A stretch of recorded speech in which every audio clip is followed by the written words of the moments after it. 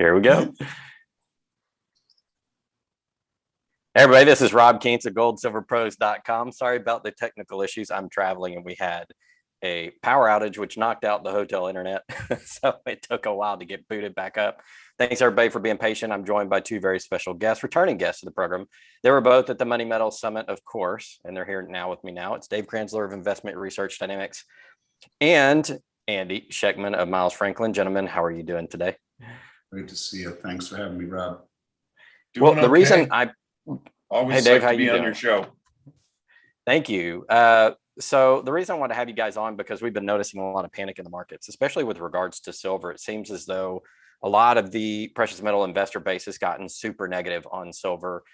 I think a lot of that had to do with the very positive but potential head fake of Wall Street silver and what happened there, all of the retail financial demand that came into that and was very positive for silver. But then that kind of ebbed, much like the tides will. The tide rolled out, a little bit less investment demand. We're starting to see some inventories rack up at some of the online dealers. And, perhaps silver is not the investment du jour right now. I still think it's a good long-term investment. I think, Dave, you and I and all of us are going to talk about the gold charts. So you had some good ones for us about how gold is still in its bull market. But before we get to the charts, what are your guys' opinion on, should we be panicking? Should we have patience? I'll start with you, Andy. Well, I can tell you that the public at large seems to be panicking. Last week, our company sold 600,000 ounces of silver. I've done this for 31 years, you guys. In my life, I never would have thought I'd see something like that ever. The public, the sense of panic is permeating through the mainstream.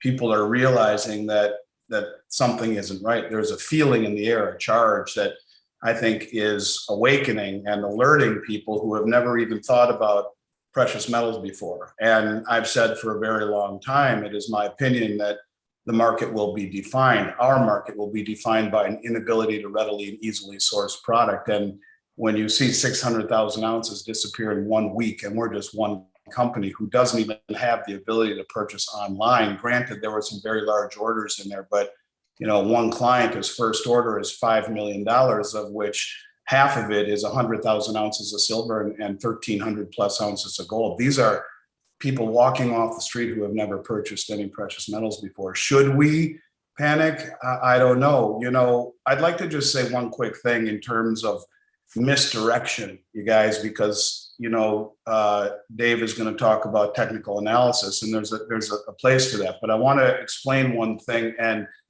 kind of take a different look at it. Let's go back to August 9th, when the price of gold was sitting at the 200-day moving average. And anyone who deals with technical analysis would probably say that moving on either side of the 200-day moving average is the delineation between bull and bear, especially with momentum. If you bust through the 200-day with strong momentum, that signals a bull. And if you fall through it with strong momentum, that would signal a bear trend. And so on August 9th, gold was sitting at the 200-day moving average, much like happened on February 1st when silver was sold in the middle of the night.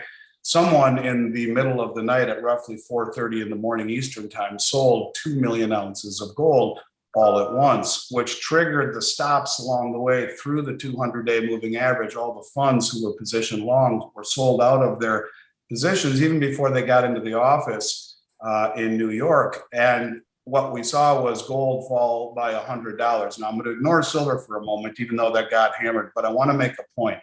When gold fell by $100 that day on August 9th, heading into New York, we saw a couple very interesting things. We saw the equivalent of $4 billion worth of contracts, mostly December futures contracts, covered by the commercial banks. But more relevant than that, and as Ted Butler has been talking about, there was one managed money trader in the others category, a category we've been talking about for a long time. This very influential group that are thought to be perhaps sovereign wealth funds in the managed money group that is now labeled the others, this third reportable group.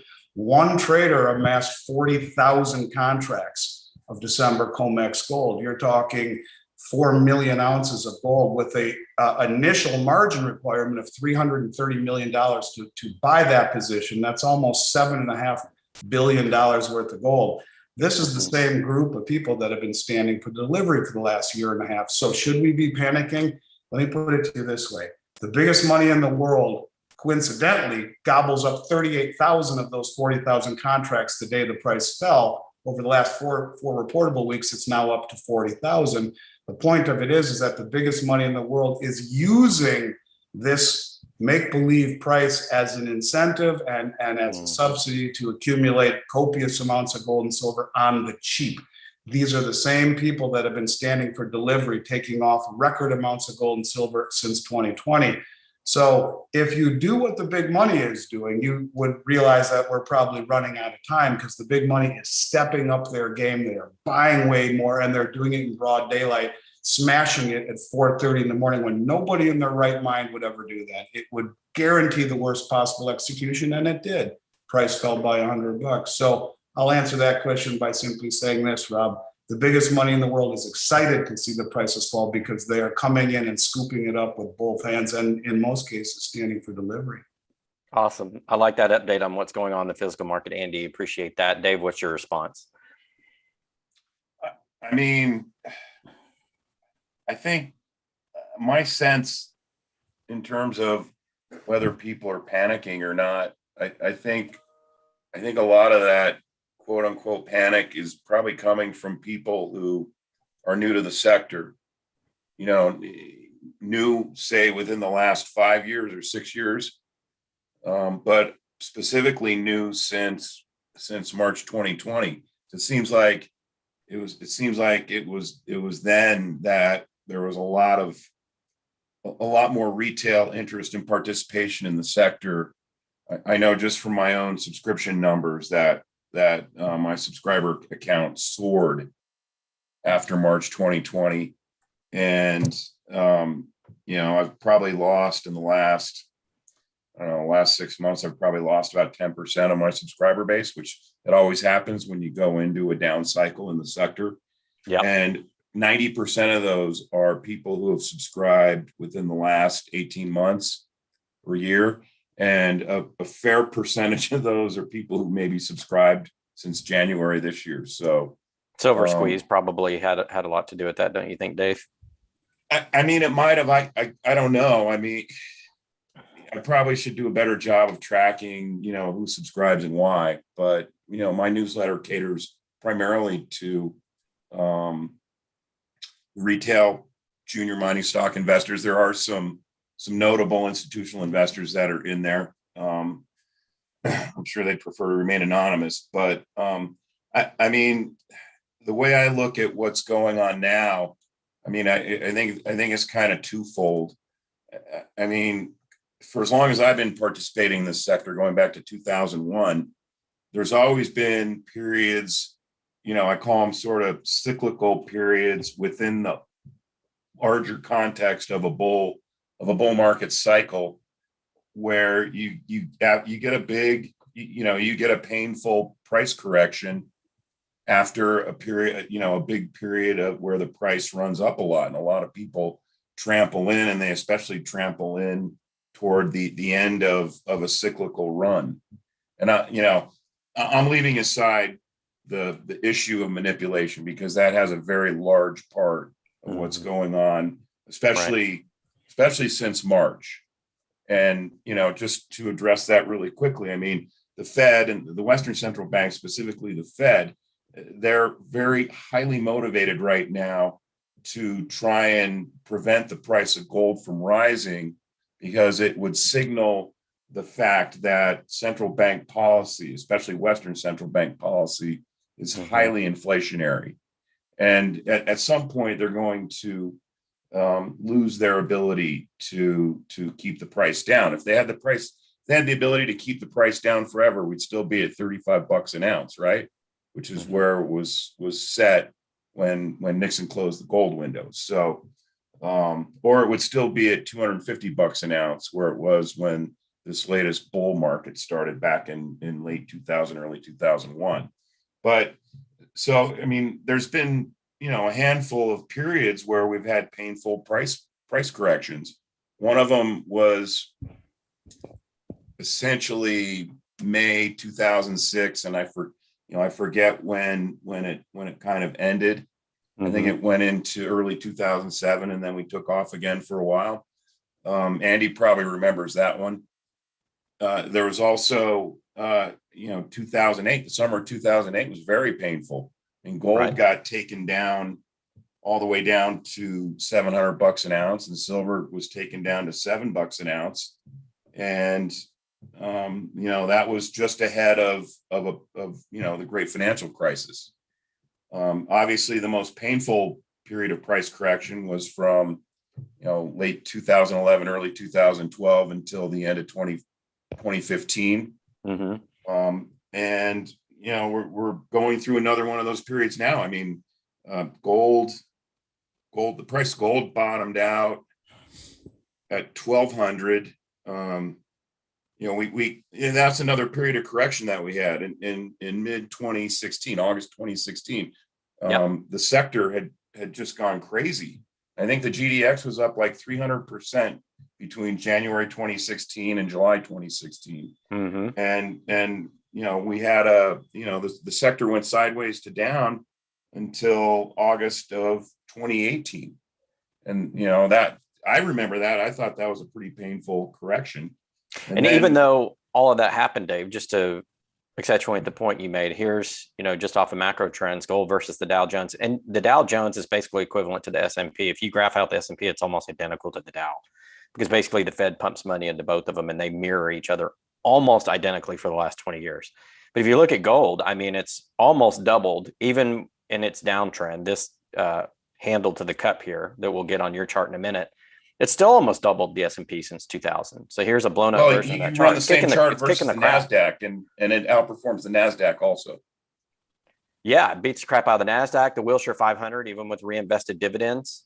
I mean, it's all the same. It beats the crap out of all of them. So, even though we've had this pullback and then a much smaller pullback to finish this cup and handle, we'll get to that in a minute. It's still better than the stocks. And so I see a lot of Twitter activity of people cherry picking their numbers and saying, the stock market's beating gold for this year. And I'm like, okay, look at a longer term chart and understand that not only that, but with this recent gold pullback, which is normal in a bull market. We saw that, during the 80s as well. It's still beating the crap out of the stock market, even with the Fed pumping in money. So to me, the real approach to take here and the right thing to say is, despite the fact that you have the Fed pumping money, which ends up in the stock market for people chasing yield, because that's where it goes, gold is still beating the crap out of it, even with the suppression schemes going on in the COMEX. So suppressing gold on COMEX, inflating the stock market with Fed money, and gold still killing it over the last 20 years. So let's take a look at your chart real quick. Dave, you've got a nice little technical chart here. This is similar to one that I've shown people as well. Walk us through this. What are we looking at? It's a 20-year weekly that compares the price of gold to the mining stocks, and I use the 𝙂𝙊𝙇𝙑 index because the GDX wasn't around until 2006, and I wanted to take this chart all the way back to the start of the bull market in the precious metal sector. So and I mean, the audience in my news, this was in my, I think it was 2 newsletters ago, might have been the last newsletter. And, they're interested in mining stocks, maybe more so than owning physical gold and silver. And I just wanted to show them, I was like, look, for the first 10 years, the mining stocks outperformed gold, 2000 to 2010. And then we went through a period here where gold outperforms the mining stocks, and that period includes that ugly, highly manipulated 4.5 year correction in the sector. And right now, on the assumption that the bull market in the precious metal sector is going to continue, and I think it will. In fact, I'm highly confident it will. The mining stocks have a lot of catching up to do to gold. Yeah, this silver. is the mining stocks indicated by the red and the green here, correct, Dave? And then this is gold. So the mining stocks fell off in about 2013 and have never. And the interesting thing I want to point out, Dave, here, they've tested this nice little curve, this cup and handle curve. This is the trend of gold over that time period. The mining stocks tested it once and twice, but have never punched through that trend. So they've tested the trend, but they haven't caught up, which means they eventually are going to. When I look at that chart, I mean, that, that cup and handle formation is extremely powerful. Yes. And it tells me, I mean, there's a good chance, say over the next 3 to 5 years, we could see the price of gold double or triple or even more. And what's going to happen to the mining stocks because they have every dollar above the cost to mine, and they're all sitting above the cost to mine, or at least most of them, which is probably $1,250, $1,350. Some people say $1,400. But regardless, we're sitting $350, $700, $400 an ounce over cost to mine. When gold goes up, every dollar hits that bottom line, doesn't it, on the miners? Yes. For every ounce that they sell? So aren't the miners going to shoot back up through gold at some point? That's my premise. That's why I'm invested in the sector pretty heavily. So there's a technical chart. I got a question from the audience, Andy, and that is, how can investors hold their ground emotionally, regardless of being veteran or new? What's your response to that? I think you have to realize the purpose of the craziness in the market. The purpose of the volatility is to confuse the public. I really think that is real. That's the goal. This is what has allowed the dollar to be the world's reserve currency for so long, even with the fundamentals behind it being really not quite really healthy. In fact, pretty dismal. I think you look at the fact that Russia signed a joint military cooperation agreement with Saudi Arabia. The next day, they signed the same agreement Russia did with Nigeria, the two biggest OPEC producing countries in the world. I think you realize that the dollar retains its strength and its value based upon our agreement since 1974 with the Saudis, that wherever they sell oil around the globe through OPEC, it will be valued in dollars. And for that, we will protect them. Well, it's no coincidence that this announcement came out the same day of the debacle in Afghanistan as we pulled out. The day after that, Russia announced that they are outfitting all of their nuclear submarines and battleships with hypersonic ICBMs. You're talking a situation where the dollar and its world reserve status is going to be challenged, and we cannot mess with the Russians. If we wake up one morning to find out, hey, oil is now priced in euros, yuan, ruble, yen, and a few other currencies, it's game over. And that's why the only way to win at this game is to put it away, hold it, hope you never need to use it. The mistake people are making is looking at this as an investment. Mining shares are a hell of an investment. Precious metals, to me, is wealth, and the best wealth in the world that has lived through two hyperinflations, the Great Depression, every pandemic, 2 world wars. It's immutable wealth. And I think when you look at it that way, and in retrospect to what you were saying about gold outperforming the stock market, it's the tortoise versus the hare. Yeah, you don't see the overperform or the outperformance by almost 200% comparing gold to the S&P since 2000, but you don't see the sexiness and the flash of the stock market in precious metals. But when you look back at it over an extended period of time, you say, holy crap, it really did preserve its purchasing power. And that's the hard thing to understand. And when you realize that it's being held down specifically so the biggest money in the world can accumulate it, where the amount that this one trader took, 40,000 COMEX contracts, is 130 times the size of what Palantir bought, the 50 million ounces of gold that everyone was talking about. This one trader bought 130 times that amount. The biggest money in the world is not panicking. The biggest money in the world is using these pull downs to get longer. And this is what gives me optimism and hope, and gives me the energy and the courage to get up here like you do and say these things, because here's the deal. The biggest money in the world is running the no-look pass. In every game you've ever played in your life where there's an opponent, there's a form of misdirection employed, whether it's chess, whether it's football, whether it's, you got the whole line pulling to the right and the one tight end sneaks out to the left. It's a misdirection is the name of the play. misdirection is pervasive everywhere. And I think misdirection is happening right now in the big money circles where the people are being misdirected into the wrong places. And the biggest money is using that misdirection to run cover, to accumulate what is, in this case, one of the largest concentrated long positions in COMEX history for one trader. So that's how you hang on. You realize that you buy gold and silver not as an investment. You buy it because it is 5,000-year-old wealth, immutable wealth, and you hope you don't need to use it. But if you do, and it's not just for an emergency, it could be an opportunity. It could be blue chip stocks selling for single-digit price to earnings ratios, paying a 7% dividend when the smoke clears, or whatever.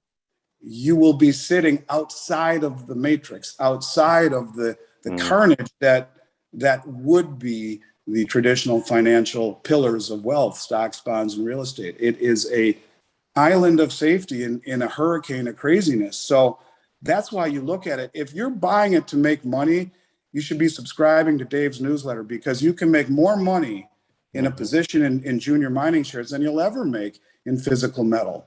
But there's a difference. Yes, they're related. They're first cousins, but they're different. And one to me is wealth, and one is a heck of an investment. You should own them both and reallocate as things progress. But to me, the question is not how do you hang on? It's how do you not divest of the dollar and traditional assets when the biggest money in the world is doing it? And when you look around us and see the craziness that is the Federal Reserve and everything that they're doing to try to keep this game going, I think it's crazy to not have some gold and silver. Yeah, I'm glad you brought up the geopolitical risk, and that's a lot of why. Yeah, I don't think a lot of people are factoring that in. I think that's kind of the sneaky elephant in the room, if you will. It's wearing like Harry Potter's, cloaking cloak or invisibility cloak, but it's sitting right there because, like you said, non-dollar contracts in oil, China's Belt and Road Initiative, 73% of the world's GDP is being financed in Chinese yuan-backed loans. I did a video this week on China and how they're opening up their derivatives market. They had a small derivatives market for iron ore and oil and a few other things. Now they're opening it up across the board, and they're going to challenge the Western system in the derivatives markets. A lot going on geopolitically where the rest of the world is busy aligning outside this Western system. Now you have the BRIC nations signing a satellite information pact. So, we're familiar with the Five Eyes, or a lot of people will be familiar with the Five Eyes, Japan, Australia, Britain, US, and I forget who the other one is, in that information sharing alliance using satellite technology, spy technology. Well, the BRIC nations just signed their own. So now you have not only the economic realignment and the global reset, which I think is part of the global reset, but you have this geopolitical, military, and information surveillance alignment going on. And it's at all levels that this is occurring. And the West, in many cases, is being isolated. So if you're sitting out here in the West, used to that, 75% of global GDP. It's also nearly 75% of human population. You have 7 in 10 people across the globe who are being indoctrinated into the new digital yuan, who are being directed away from the US dollar, and all of these trade routes that they're building, which are only going to be allowed for military vehicles and trade, commerce, it is being excluded from the West. And so, if you don't see the handwriting on the wall that the dollar's days as the singular world reserve currency are numbered, I think you're reading and looking at the wrong information. And this is why you own gold and silver. And this is why you don't get shook from the tree when the wind blows. In fact, you grip it tighter and hang on and realize that if you think this is windy, just wait until we get closer to the eye of the hurricane or the trailing edge of it, and it rips the tree out of the ground. And I think we're getting to that point. And that's why the biggest money is doing what they're doing. The Chinese rail initiative, rail and road initiative, to me is massive. And it's something people need to really wrap their head around when 7 out of 10 people in the world are being taken away or pushed away from the dollar. And all of these contracts are settling outside the dollar. This is just the very beginning. And you throw Saudi Arabia and Russia into that mix in terms of military cooperation, which really steps on the foot of the US and their dollar hegemony. I don't know. I think it's going to get nuts. And this is why you own precious metals. not to get rich, but to protect yourself against whatever hurricane is bearing down on the United States. Yeah, the Belt and Road Initiative is going to be the biggest infrastructure build in humankind. It's going to dwarf anything that Rome did in its heyday. I don't know if people quite understand, because we live in the US and we don't see that every day. But if you follow the news overseas, that thing is absolutely freaking massive. And they don't, to me, they don't even have to complete half of it for it to be, one of the greatest creations in mankind's history. What they're doing is truly unprecedented. Dave, what's your thoughts? Most people in the US can't see beyond their own nose. So, and their source of news consists of listening to news on the radio on the way to work, or, like my wife, she listens to the local radio news while she's having breakfast, and it's just utter garbage. To Andy's point about holding on to gold and silver, I think it's crucial to differentiate between actually having physical possession of it versus letting a custodian hold it for you.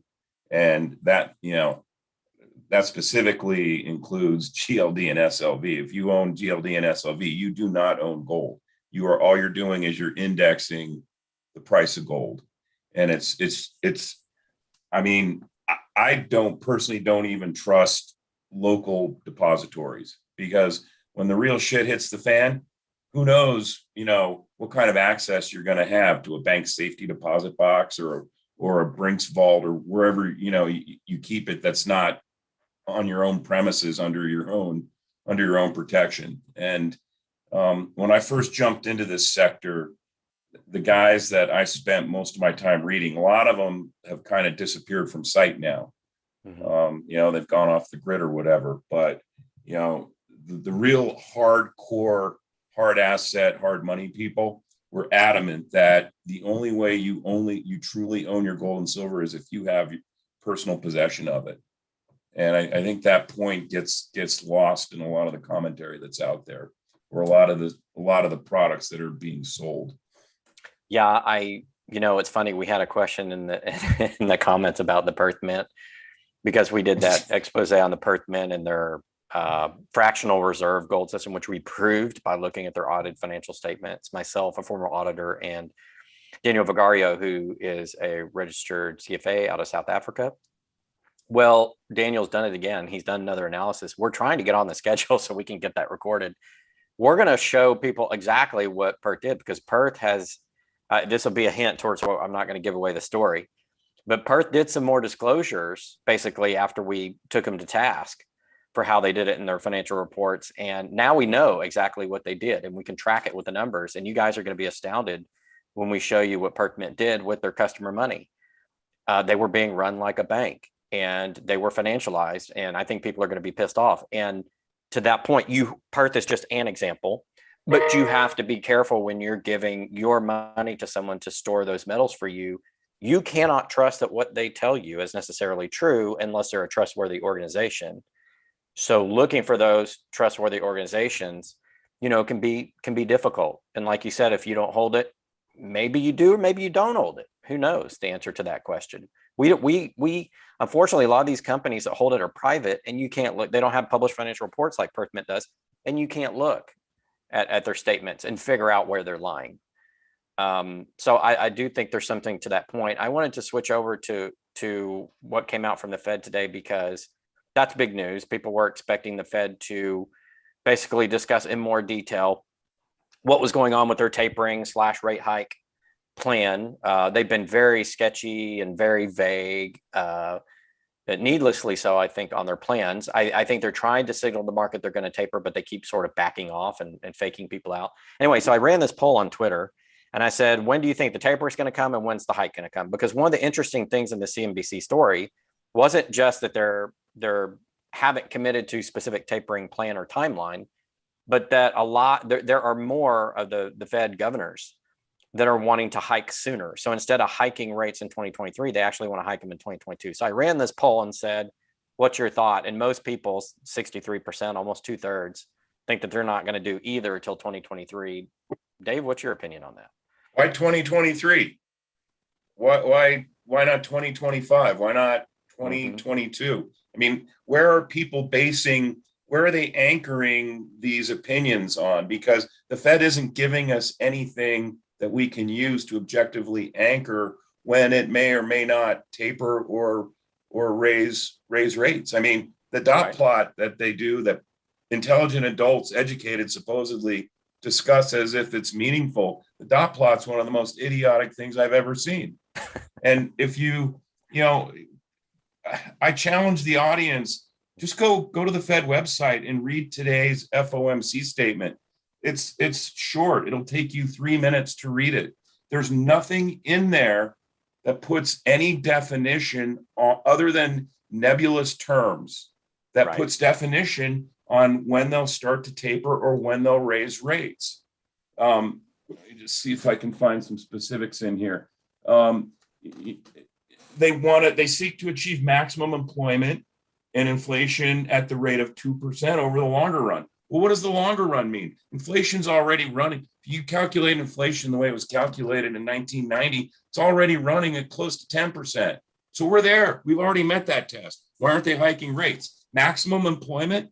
Well, the monthly employment report tells me we're at 5% unemployment. I mean, when I was studying economics in the 1980s, maximum employment was considered between 4 and 5%. We're there. Why aren't they tapering? Why aren't they raising rates? Because they know they can't. And the funny thing is, mentioning before we went live, is that in the second to last paragraph of the statement, it outright says, if risks emerge that impede the economy from attaining their goals, they reserve the right to adjust a policy as appropriate. Well, what that means is they could actually increase QE. So it's like, people get, you get Goldman Sachs out here saying, oh, well, here's what the Fed's going to do. They're going to start tapering 15 billion a month in November. So they become married to that idea. Well, there's nothing in this statement, and there's nothing in what Powell said today in his presser that would lead you to believe that they're definitely going to commit to tapering in November. Right. So, I mean, it's just, the whole thing is just a 3-ring circus. I mean, I wish George Orwell were alive today, because he would have a blast with this. He absolutely would. It's like it's 1984 and all of those dystopian, novels, Hunger Games, kind of all wrapped into one. At least that's kind of the freight train I see coming down the pike. Want to let everybody know, if you guys ask questions, we are live, so we will try to answer your questions for you. I don't see a whole lot of questions going on in the chat, although a lot of discussion. We're over 10 or 50 people. Appreciate you guys very much for your support and joining us here on the program. Ask your questions, throw a super chat in there if you really want to get my attention. We'll be happy to answer those for you. Andy, I wanted to ask you, what is your view on the money printing and the inflation? The reason is because I saw a Zero Hedge story come out a couple of days ago, in which several of the very large company CEOs in the US, recognizable brand, household brand name companies, were basically saying inflation is raging higher than the CPI, and that they said it's going to have real effects on their ability to produce goods. So we're seeing shortages in goods, and we're seeing higher prices, and it's starting to affect the major industrials and even service companies from a labor perspective in the US. So are we hearing the truth from the Fed in terms of inflation, or from the government in terms of inflation? And do you believe what the Fed says? Boy, that's a softball pitch right there. I do my best, Andy. I appreciate that. Look, the first problem is that the information that comes out of the Bureau of Labor Statistics is a lie.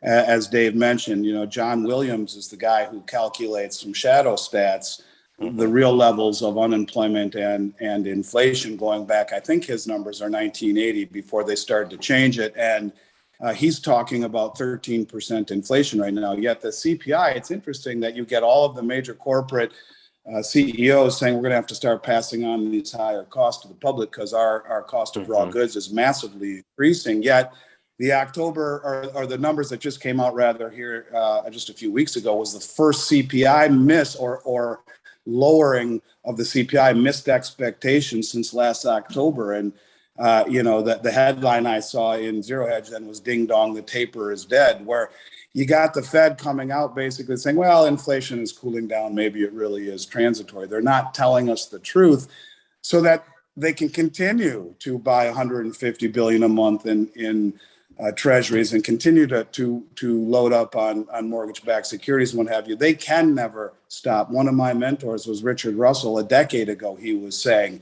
the Fed has no choice but to inflate or default. He would say inflate or die.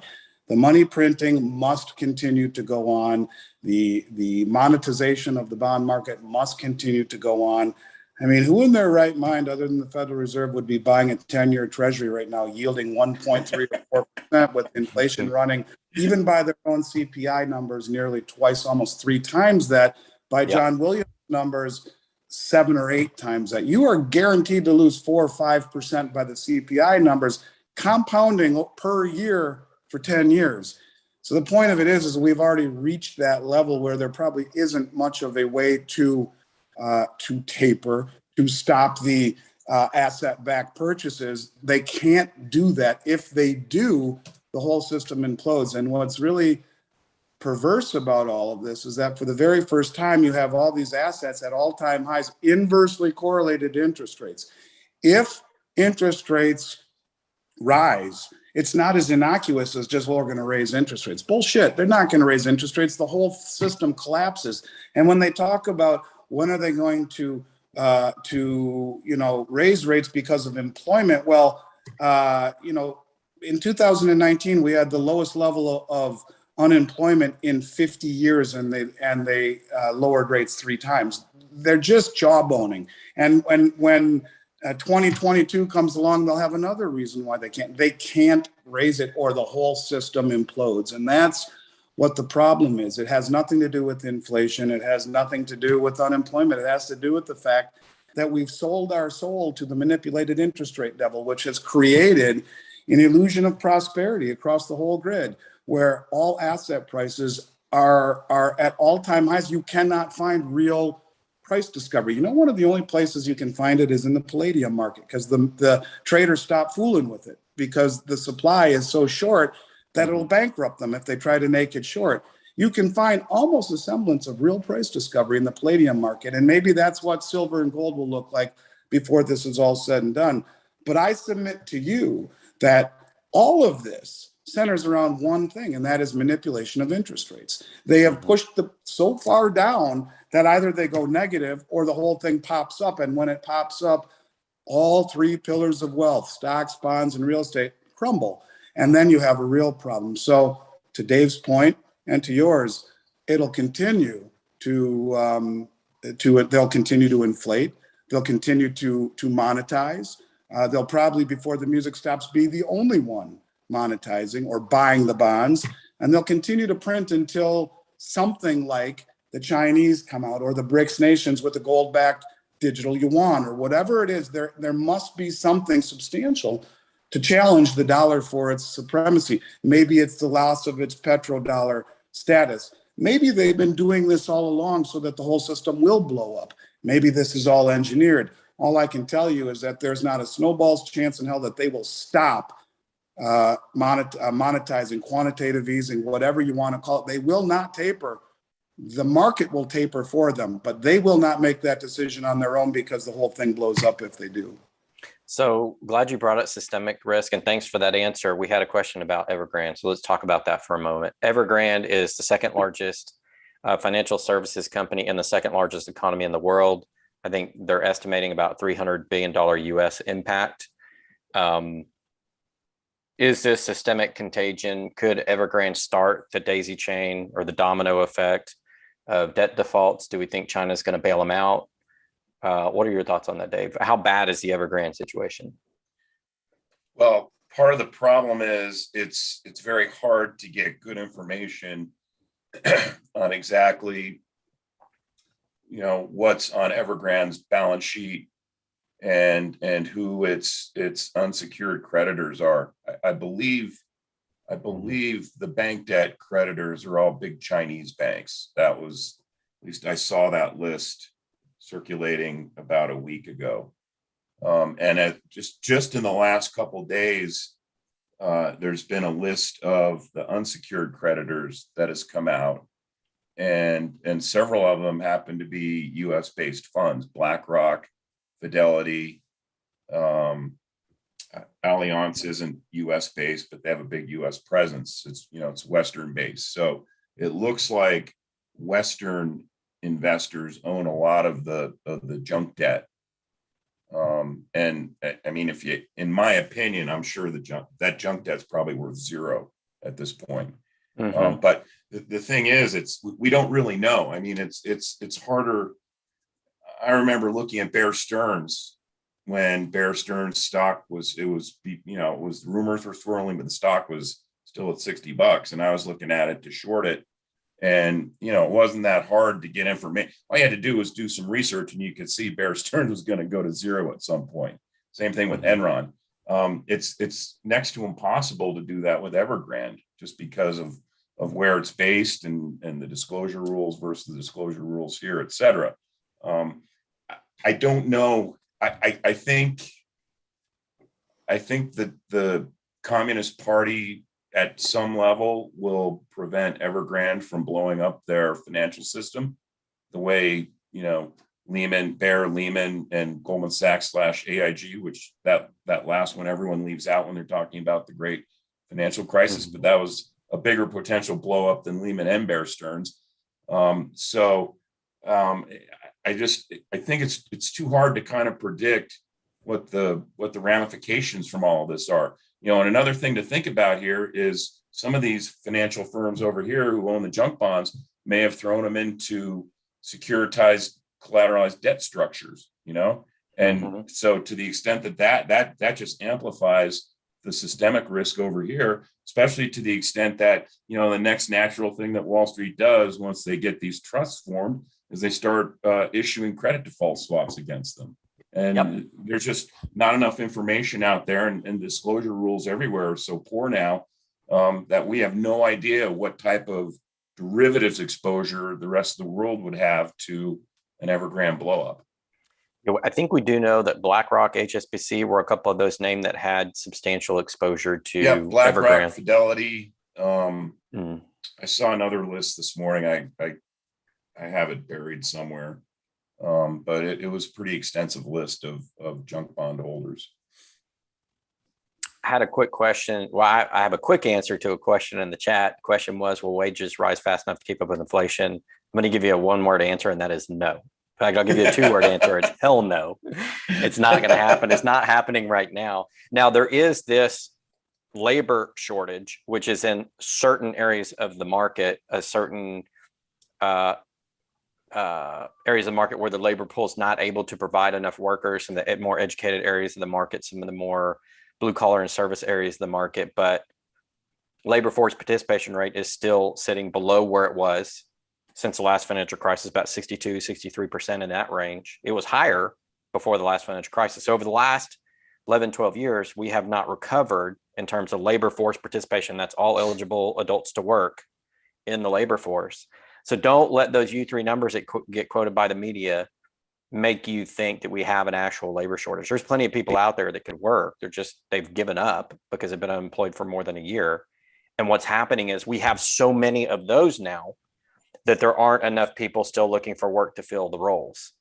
Will that cause an increase in wages? Sure, but companies can only increase their wages so much, especially with other costs of goods, cost of lending with rising interest rates, and so on and so forth. Did either one of you have a thought on that in terms of wages? To that point, I mean, my view is that this labor shortage, like you said, a lot of it's in the service sector. I mean, every fast food place you drive by has a help wanted sign out front. And I attribute that to the fact that they're not offering a high enough wage to induce people to get off the couch and get rid of the government entitlements they're getting and go back to work.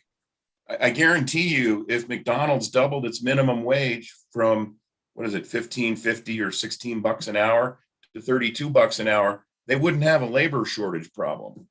It would induce people to work because then they could make enough So it'd be worth their time to sit in front of a fryer all day, right? Right. So, and the reason why these Problem businesses is, aren't, what does a bag of fries cost then? But You know, it all boils down to the end user. well, that's the thing though, that's why these businesses aren't raising wages up to a level that would induce people to come to work for them, because they wouldn't be able to pass on that price to the end user. And they know it would cut off the demand for their goods and services. So, I mean, to me, it all still ties back to the inflation that the real inflation that the central banks have created for money printing. Dave, I have a buying stock question here. Dumb Money Media is done some super chats on the channel, and I want to answer because he's a big supporter of the channel. So I'm gonna throw this one at you. He's got three. I'm gonna ask you to pick one. Metallic Minerals, Group 10, and Granite Creek. Any thoughts on any of those guys?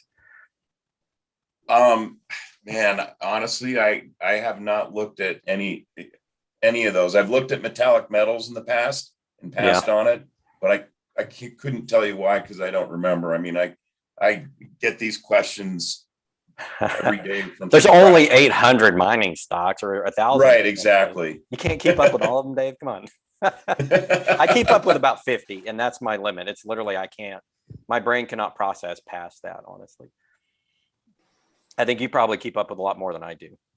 Well, and I mean, it's, for me, it's like if someone asks me about a name that I haven't looked at, I can kind of sift through the information that's available on the company's website pretty quickly and decide if I have interest in it and if I think it warrants further examination. So, but those three I just haven't looked at.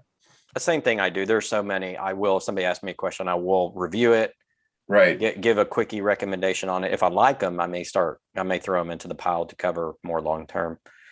All right, last question for you guys. I think we're going on probably about 50 minutes here. So I'll toss it to you first, Andy. Panic, patience. What's your last thoughts on precious metals? Where should we go from here? I'll remind everyone in the story, the little boy who cries wolf. At the end of the story, the wolf comes. And I don't know, we've all been saying the same thing for a very long time. And we've all, I think, are amazed that the game has gone on as long as it has. And, right. I think you look around you see stocks and bonds and real estate and many commodities at or near their all-time highs. And where in an environment like this, prices boggle the imagination. And against the lowest interest rates in human history, things are happening geopolitically with the Belt Initiative, with our ally, supposedly Saudi Arabia. These things are all happening faster and faster and faster with the accumulation of gold by the central banks, the sovereign wealth funds, the commercial banks. They're all de-dollarizing. We're going to wake up one morning to a new reality, and then you'll see panic. And when you talk about preparation, when you talk about insurance, you can't call your insurance agent after you rear-ended someone and say, I need insurance. You can't call your insurance agent when your house is on fire and say, I need fire insurance. That's why I say wealth. This is money. This is immutable wealth that you buy and you hold, and you don't freak out on the ups and the downs, and you put it away and hope that you give it to your grandchildren someday. That would be a blessing, I promise you. So yeah, I mean, are we at the panic stage? If you really look at it from what the biggest money in the world is doing, you could argue you are, but I will tell you, you will fully understand what panic is when we see a moment like that happen, that seminal moment where the dollar globally is now forsaken because it's no longer the petrodollar. And just like that, everything in a millisecond changes. And so I would argue to people, don't be 10 seconds late. It's better to be 10 years early, like the three of us have been, than to be 10 seconds late. And when you base your conclusions upon economics and mathematics and sprinkle some logic on top of it, it always turns out, always happens. Never when we think, never how we think, but it will happen. And the biggest money in the world realizes that, you guys. And I would say, you don't have to panic tonight. But I will tell you, the game is getting into the latter stages of the ninth inning where geopolitically anyway, you can see the biggest money in the world is moving away from the US dollar. And that is what will set the daisy chain, the domino, whether it's an Evergrande moment or something other. With the systemic nature of the world nowadays, you'll wake up one morning and you will understand what panic is. We're not quite there yet, but I would also argue we're not that far away.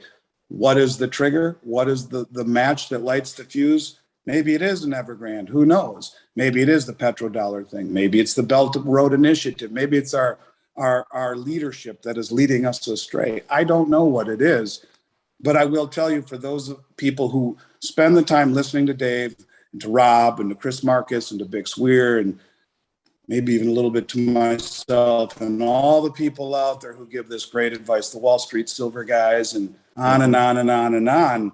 If you listen and don't own any, if you intellectually understand it and have not yet taken a step to protect yourself, you will understand and kick yourself what panic is in that last moment when you call me because you've seen me online forever and you can't even get through. And if you do, sorry, I can't help you. And I don't ever sell precious metals, you guys, under those types of arguments of fear-based, panic-based doom and gloom. But you know what? I mean, the reality of it is it's scary as shit what's happening right now.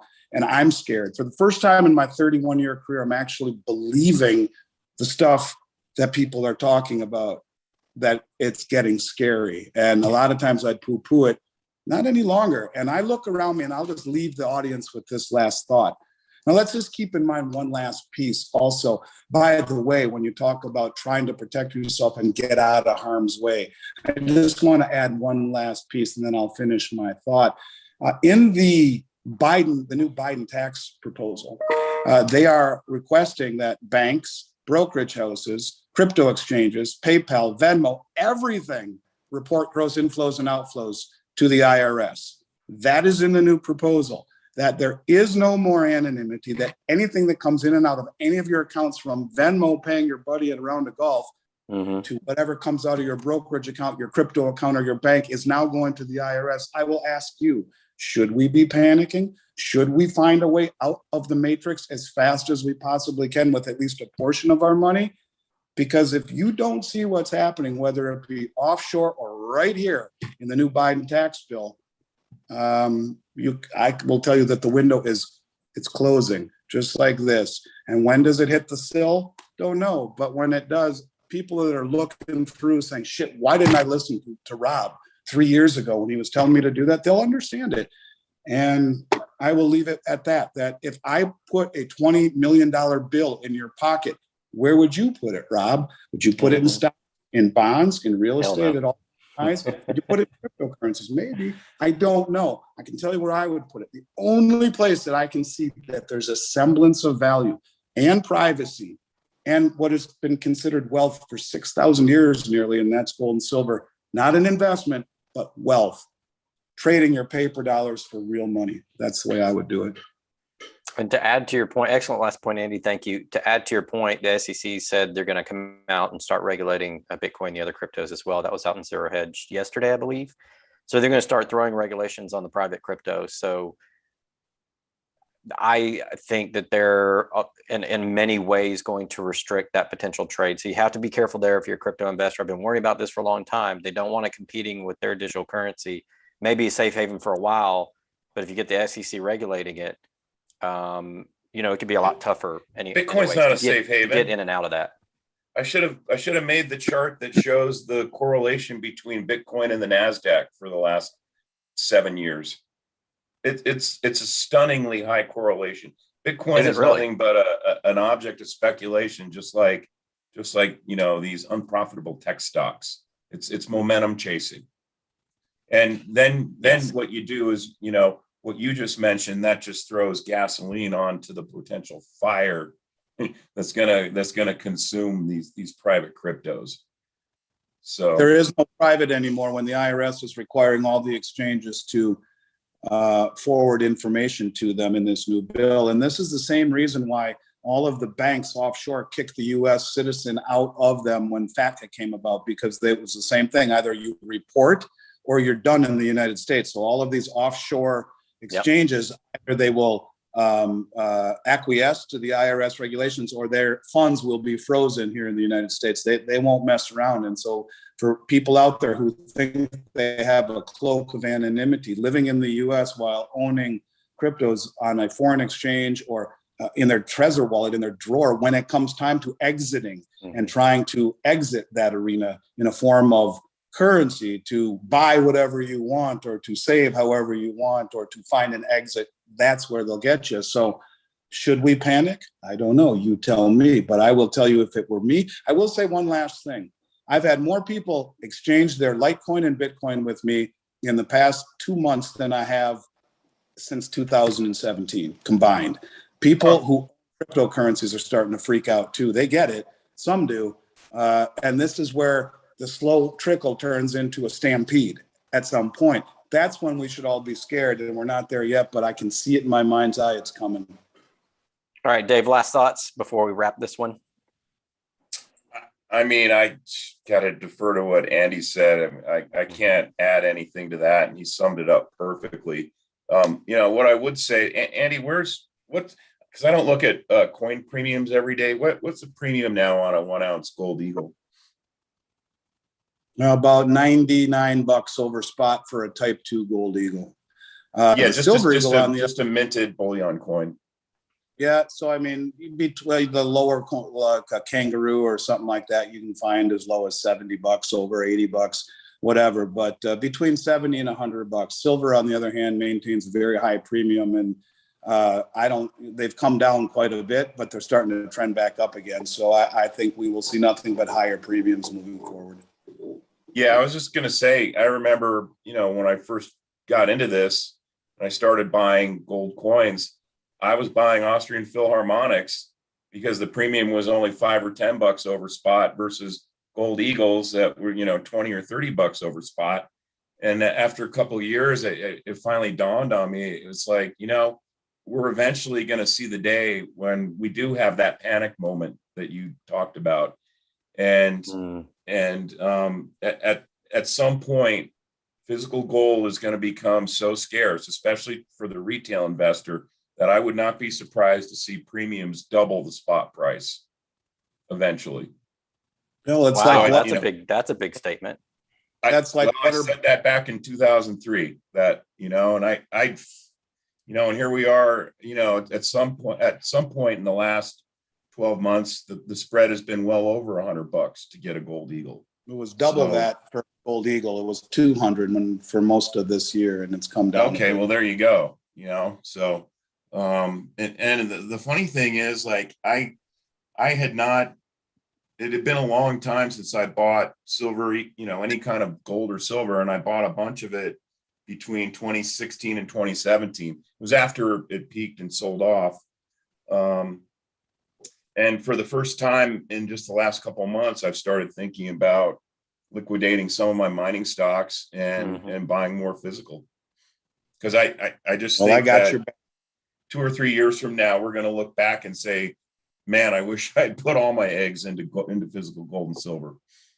Dave, I like your bold prediction there, and I don't necessarily disagree with you. I made maybe even a bolder one back in 2009 article on Seeking Alpha. One of my first 3 or 4 articles, I said silver will be equal in price to gold at some point.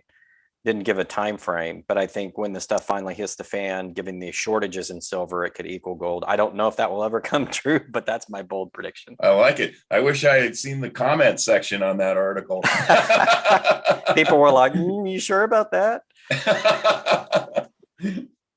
But hey, I mean, sometimes we got to make bold predictions and just go for it. Oh, I agree. All right. We've had tremendous support on this video. I wanted to thank everybody. We've been at about 330 to 350 concurrent viewers here for a while. Guys, we appreciate that. And one of the reasons I set this up with Andy and Dave is because I sensed, a lot of the anxiety going on. And I didn't want people to get shaken loose. I didn't want them to give up their positions.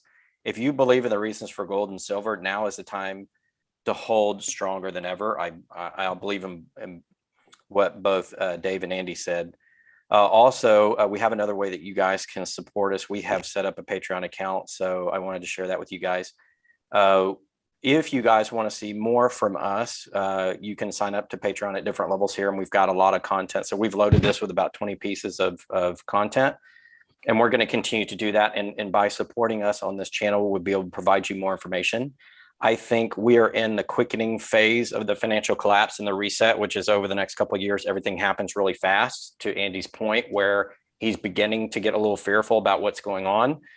And we're going to need to provide you information faster and provide information in a format which would help you make financial decisions, secure your financial future, while also supporting the channel, so that we can bring on great guests like this. If you've noticed, we have put a lot more content on the channel. We've had a lot more roundtables. This was from the Money Metal Summit back on August 19th and 20th. When the first day was on site, we had people come to us and say, we've got to rebuild the community. We've got to get face-to-face. So one of the things we're doing is putting out these roundtables for you. And by supporting the channel, you'll help us to do more of this. I hope to produce a lot more of these and to get great guys like Dave and Andy on the channel, because I think they're so good at what they do and such a calming voice to everybody out in the precious metals market. I appreciate that. So by supporting us, you support us being able to bring you these guests. Dave and Andy, thank you so much for joining the program today. I appreciate you guys doing this on short notice. Anytime, Rob. Thanks. Always. Dave, stay well. Always a pleasure. Andy, good to see you. You too, brother. And I've said it every time we're together, Rob, you're the best and the most analytical and one of the smartest minds in the business. It's a pleasure to be here, and I'm always a phone call away. So you guys both stay well. Andy, thank you so much. I appreciate that. Dave, thanks for jumping on short notice.